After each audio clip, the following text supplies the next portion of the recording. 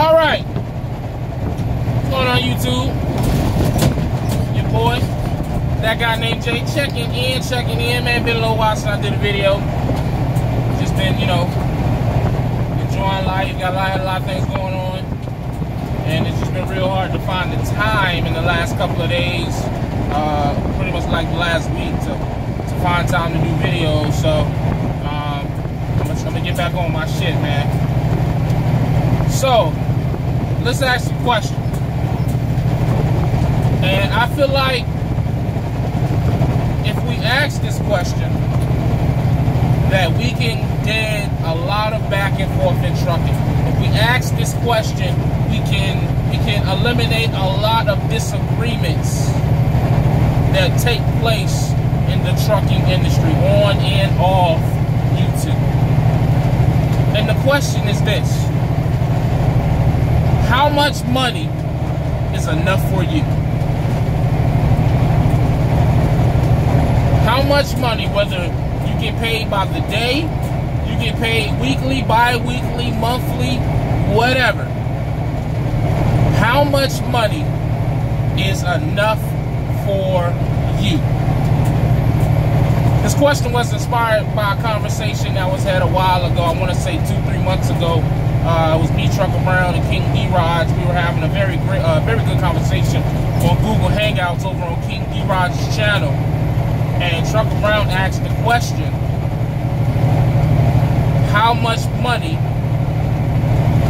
did we feel like we need to make to be able to sustain our lifestyle, as well as have enough money left over to properly invest to continue growing our income? I believe it was something to that effect. May not have been his exact words, but I think it was pretty close. And the answers given mean nothing. The point is, we all had different answers. Whether who was right, who was wrong, I'm not here to discuss that. That's not my business, because everybody's situation is different, which is why everyone's answer was different. My thing is this: the fact that all of our answers were different tells you, in my opinion, we all have different requirements and standards of how we want to live life. We all have different standards and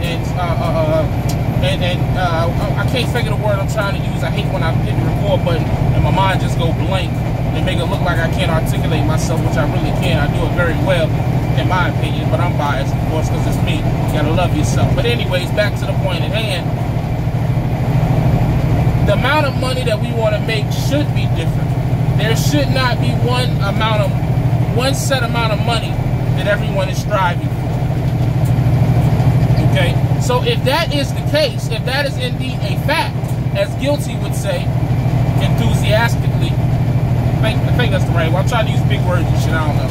But if that's the case, then all of our salary requirements should be different. So if that is a fact, then why is it that we get in this back and forth of who makes what? Somebody help me to understand, because it goes back to the question: how much is enough for you in your situation, you in your family? And if you feel like you are making that, or close to making that, or on your way, why do you care about anybody else's income? Somebody help me out. Because what I see a lot of in trucking, I see a lot of pocket watching. Whether it's on YouTube, whether it's on Facebook groups, whether it was in Zello. When I was in Zello, I don't do Zello anymore for my own reasons. But it's a lot of pocket watching going on, and I do not understand it. I just don't.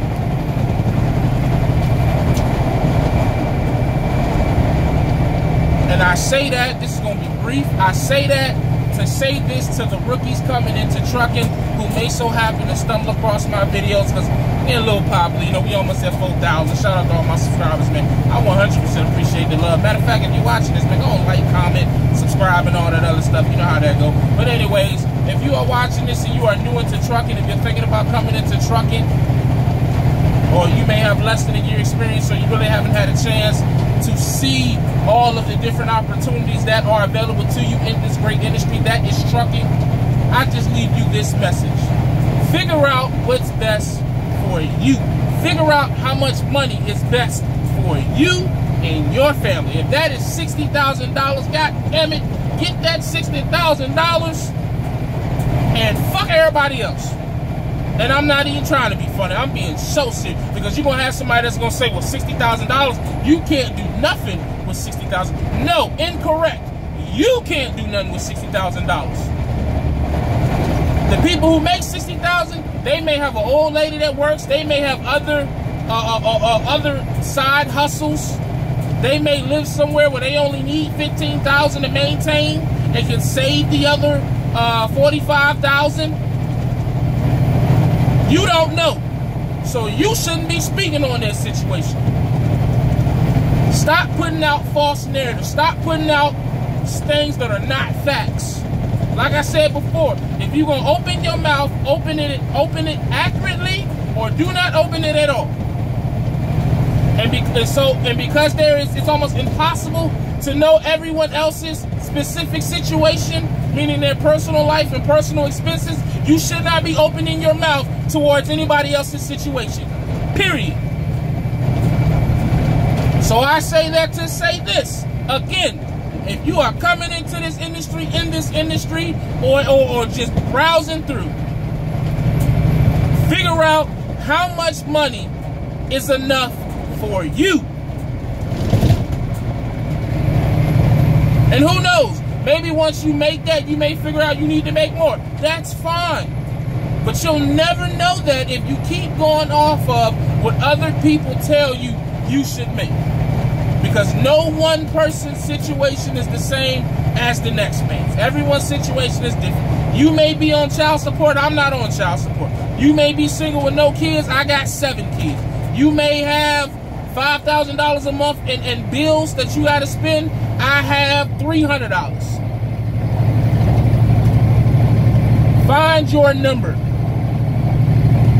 and go after that. Period. I don't care, even with this whole YTD challenge and us showing our pay stubs and showing how much money we are making at these jobs.